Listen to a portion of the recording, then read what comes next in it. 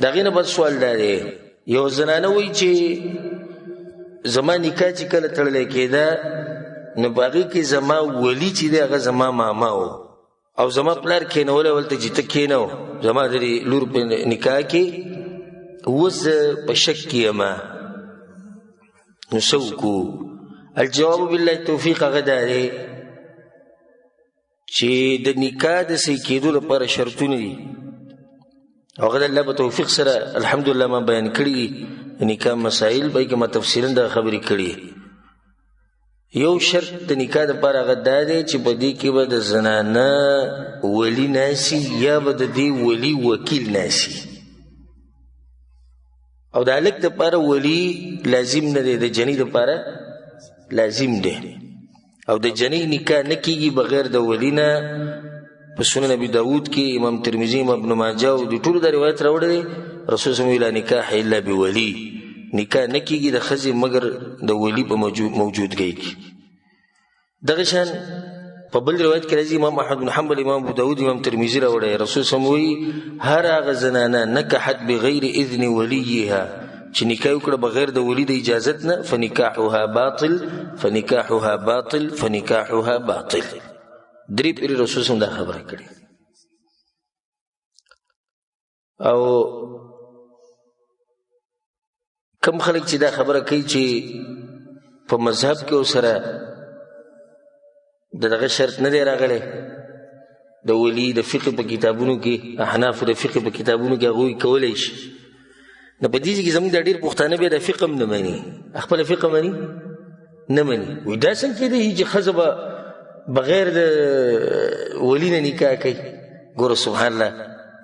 چې غیرت او پښتو کې راغی نو فقه یې پرېښود خو د رسول صلی الله دپاره نشي پرېښودی ته وایې حدیثونو کې دا مسله به یې نه مني خو چې کله د دې ذهن یې نه مني نو بیا پسې هغه فقه هم پرېښوده او دا فطرت دی او دا صحیح خبره د صحیح عقل د صحیح دین موافقي خو صحیح عقل نو رسول صلی الله دې نه منع کړی دا خو مټیستوب دی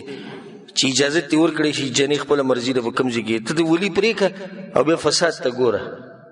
څومره جاخه جوړېږي اوس چې موږ دا وایو چې ولی لازم دی دا قصې پکې کېږي پلاني ځای کې جنۍ وتښتېده او پلاني ځای کې هلک وتښتوله او چې دا دې بلکل ختم کې نو بیا پکې پاتې څه شو نو ولی شرط دی د زنانه په نکاح کې او ولی څوک دی د جنۍ پلار بیا د هغه پلار او داسې بره ځه چې په دوی کې بره څوکي پلاري یا د هغه پلاري یا د هغه پلاري نو دغه به اول کښېني دا ټول اولنۍ مرحله دویم د دې ښځې زوی کوي او بیا د هغه زوی بیا د هغه زوی د سلسله به یې ګټه ځي که دغه کې څوک نه وي نو بیا یې ورور کوم چې د مور او پلاره طرف نه دی خپل ورور او که هغه نه وي نو بیا هغه ورور چې هغه د پلار د طرف نه دی دا ولی دی او که دا دواړه نه وي نو بیا د دې دواړو زامن یعنې رویرونه د هغه ورور چې هغه د مور پلار طرف نه دی او د هغه ورور چې هغه د کوم طرف نه دی د پلار طرف نه که دغه هم نه نو بیا د پلار ترونه یا د پلار طرف نه چې کوم ترونه وي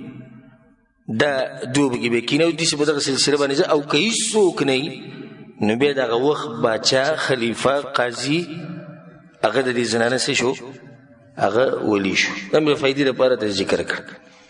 نو دې زنانه چې کوم سوال کړی د هغه دا دی چې زما پلار زما ماما کېنولی و نو دا نکاح صحیح ده ولې ځکه چې د ولی وکیل کېنولی دی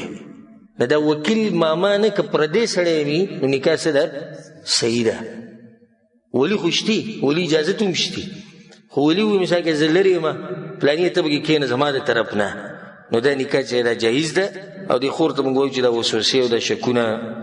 پرېږده او نکاح تازه کولو ته یا به دویم پیر تړلو ته ضرورت نشتی والله اعلم